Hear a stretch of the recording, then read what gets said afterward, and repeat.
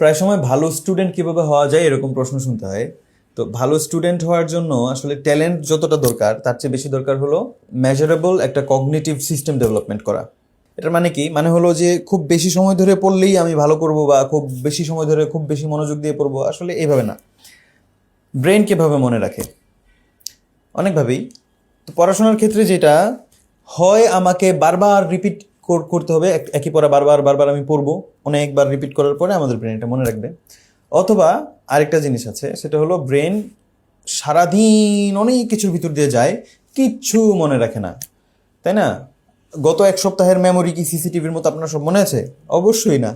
Brain এভাবে মনে রাখে না, ব্রেন সব ভুলে। আমাদের ব্রেনকে ডিজাইনই করা হয়েছে এভাবে যে সে সব ভুলে যাবে। মনে রাখবে কি? শুধুমাত্র সবচেয়ে ইম্পর্টেন্ট জিনিসগুলো সে মনে রাখবে। তো আপনি যখন পড়তে বসছেন তখন আপনি এই ট্রিক্সটা অ্যাপ্লাই করবেন। আপনি যে কোনো সাবজেক্ট, যে কোনো টপিক এমনভাবে ওইটার সাথে এঙ্গেজ হবেন, এটার মিনিং বোঝা, এটার অ্যাপ্লিকেশন কোথায়, এটার অ্যাসোসিয়েশন কোথায়, সবগুলো জিনিসকে এমনভাবে এঙ্গেজ করবেন যেন আপনার ব্রেন পারসিভ করে যে এটা খুব ইম্পর্ট্যান্ট একটা জিনিস। তখন আপনার ব্রেন এটাকে মনে রাখবে।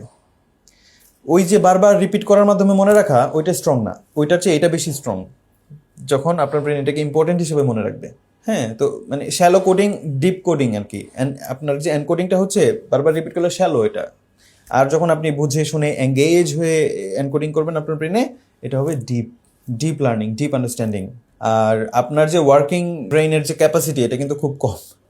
আমাদের ব্রেনের ওয়ার্কিং ক্যাপাসিটি খুব কম, একসাথে অনেক কিছু দিলে ওভারলোড হয়ে যাবে, কগনিটিভ ওভারলোড। ওইটা করে কোনো লাভ নাই। সেজন্য কি করা হয় বা কি করা ভালো, চাঙ্ক, ছোট ছোট চাঙ্ক তৈরি করতে হবে, বক্স তৈরি করতে হবে। একটা একটা একটা নেওয়ার সময় অন্যগুলোর চিন্তা বাদ। ছোট ছোট চাঙ্ক, ছোট ছোট চ্যাপ্টার, ছোট ছোট করে ভাগ করে ডিজাইন করে নিতে হবে। আপনার পরিশ্রম কমে যাবে, আপনার সময় বেঁচে যাবে যদি আপনি এইভাবে পড়াশোনা করেন। এটা ছোট বাচ্চা, স্কুলের বাচ্চা থেকে শুরু করে ইউনিভার্সিটি সবার ক্ষেত্রেই অ্যাপ্লিকেবল। আর মাল্টিপল চ্যাপ্টার যদি বা মাল্টিপল সাবজেক্ট যদি আপনি পড়েন, সেই ক্ষেত্রে কোন সাবজেক্টের পর কোন সাবজেক্ট পড়বেন এটা কিন্তু খুব গুরুত্বপূর্ণ। কারণটা বলি, দেখেন আপনি, আচ্ছা আগে বলি যে কোন সাবজেক্টের পর কোন সাবজেক্ট পড়লে ভালো। ধরেন আপনি ম্যাথ করছেন, ম্যাথের পর আপনি ফিজিক্স পড়তে বসলেন, ইটস আ নো। ম্যাথের পর ফিজিক্স পড়বেন না, বা ফিজিক্সের পর ম্যাথ পড়বেন না। দুইটা তো একই একই রকম। এই জন্য এই দুইটা একসাথে বসানো যাবে না, কন্ট্রাস্ট তৈরি করতে হবে। আপনি যদি এখন ফিজিক্স পড়েন, তারপর আপনি পড়বেন বাংলা উপন্যাস, তারপরে আপনি ম্যাথ ম্যাথ পড়েন, ম্যাথের পরে পড়েন ইংলিশ। অর্থাৎ আপনার ব্রেন হার্ড ওয়ার্ক করবে, এরপরে রেস্ট। উপন্যাস পড়ার জন্য তো আপনার ম্যাথমেটিক্সের মতো হার্ড ওয়ার্ক লাগে না, রেস্ট। এরপরে আপনি আবার ম্যাথমেটিক্স, তাই না, মানে ফিজিক্স, তারপরে রেস্ট মানে বাংলা, এরপরে আবার ম্যাথমেটিক্স, হার্ডওয়ার্ক করলো ব্রেন, এরপর আবার রেস্ট। ধরেন ইংলিশ পড়লেন না, ইংলিশও না, ইংলিশ যেহেতু বিদেশি ভাষা, এটাও ব্রেনকে বেশি ওয়ার্ক করতে হয়। আপনি বাংলাদেশ, বিশ্ব পরিচয়, আরও যা যা সাবজেক্ট আছে ইজিগুলো পড়লেন, বায়োলজি পড়তে পারেন, ঠিক আছে? তো স্কুলের বাচ্চাদের ক্ষেত্রেও কিন্তু একই রকম। আপনি যদি বাবা মা হয়ে থাকেন, আপনি যদি বড় ভাই বোন হয়ে থাকেন, আপনার ছোট ভাই বোনকে, বাচ্চাকেও কিন্তু এই একইভাবে আপনি ডিজাইন করে দিতে পারেন যে এখন তুমি কোন সাবজেক্ট পড়ছো, আমি এখন ম্যাথ পড়ছি, ম্যাথের পরে তাহলে তুমি এই সাবজেক্টটা পড়বা, ঠিক আছে? এইভাবে। আর আরেকটা জিনিস হলো সময়। ব্রেন একটানা অনেক টাইম যদি পড়ে, অনেকে অনেকে পড়ে, কিন্তু ওইটা সবচেয়ে এফিসিয়েন্ট না। সবচেয়ে এফিসিয়েন্ট হলো ব্রেক নেওয়া। একটা টেকনিক আছে, পোমোডোরো টেকনিক বলে। আমি অন্যান্য ভিডিওতে বলেছি টেকনিকটার কথা, আমি নিজে টেকনিকটা ইউজ করি এবং অনেক ক্লায়েন্টকে আমি যখন এই টেকনিকের কথা বলেছি তারা খুব উপকৃত হয়েছে। আধা ঘন্টার সময়, এর মধ্যে 25 minute working time, 5 minute rest. এই যে 25 মিনিট প্রথম টাইমটা, ওয়ার্কিং টাইমটা, এইখানে কোনো ডিস্ট্র্যাকশনকে অ্যালাউ করা যাবে না। আপনি পড়তে বসছেন, সাবজেক্ট খুলেছেন, আচ্ছা আমি এই সাবজেক্টটা পড়বো, 25 মিনিট অনলি ওই সাবজেক্টটা পড়বেন, কোনো এক্সকিউজ নাই। 25 মিনিট শেষ, অতিরিক্ত পড়াশোনা করার দরকার নেই আর, যে না আমি এখনো পড়তেই থাকবো না। আপনি ইমিডিয়েটলি পড়াশোনা বন্ধ করে দেবেন 5 মিনিটের জন্য। ওই 5 মিনিট আপনি পরবর্তীতে কোন চ্যাপ্টার পড়বেন, কি করবেন, ওগুলাও না, একেবারে রেস্ট। আবার রিলস দেখা যাবে না, রিলস দেখলে তো আপনার ব্রেনে ডোপামিন রাশ হচ্ছে, ওইটাও করা যাবে না। একেবারে ব্ল্যাঙ্ক হয়ে থাকবেন, ঠিক আছে? কি ফোন টোন সব রেখে একদম 5 মিনিট একদম বসে থাকবেন, কিছুই করবেন না, ঠিক আছে? তো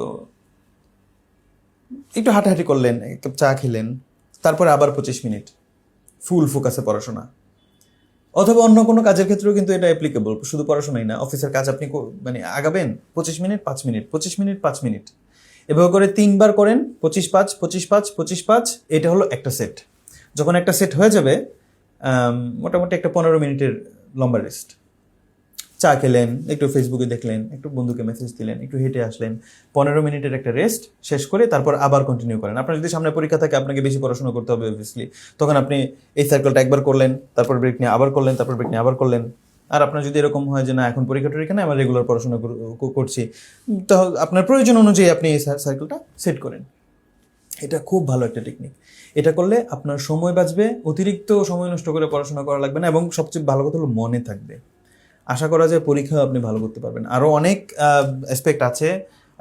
তাছাড়া সাইকোলজিক্যাল টিপসগুলো হয় কি, এটা তো আমি ওভারঅল সবার জন্য বললাম, কিন্তু অনেক সময় টেইলর্ড করে, আমি প্রায় এই কথাটা বলি যে psychotherapy is something to be tailored. আপনি আসবেন, আপনার জন্য আপনার কথা শুনতে হবে, আপনার লাইফ, আপনার চিন্তা, আপনার প্যাটার্ন, আপনার ডেইলি লাইফের রুটিন, এভরিথিং সব কিছুর সাথে অ্যাডজাস্ট হয় এরকম একটা মানে টেকনিক আপনার জন্য টেইলর করতে হবে, রিডিজাইন করতে হবে। এই জন্য এই যে সাইকোলজিক্যাল যে বিষয়গুলো, এগুলো খুবই ক্রিয়েটিভ এবং আর্ট। সাইকোলজি বা সাইকোথেরাপি কিন্তু এক ধরনের আর্ট। এখানে আপনি যখন সাইকোলজিক্যাল নলেজটা নেবেন, জানবেন আচ্ছা এটা এটা এটা এটা, এই জিনিসগুলোকে আপনি কত সুন্দরভাবে যে অ্যাপ্লাই করতে পারেন, ঠিক আছে? তো এই জন্যই বলছি এটা একটা আর্ট। তো সাইকোলজির বিভিন্ন টপিক নিয়ে, অ্যাসপেক্ট নিয়ে আমরা কথা বলছি আমাদের নিউরোমাইন্ড ওয়েলনেসের ফেসবুক পেজে। এছাড়া আমাদের স্বাস্থ্য বাংলা ইউটিউব চ্যানেল আছে, সেখানেও আপনারা আমাদের ভিডিও পাবেন। যদি আমাদের ভিডিও আপনাদের ভালো লাগে, লাইক কমেন্ট শেয়ার করে আমাদের পাশে থাকুন। সবাই শারীরিক এবং মানসিকভাবে সুস্থ থাকুন। দেখা হবে অন্য কোনো ভিডিওতে। আল্লাহ হাফিজ।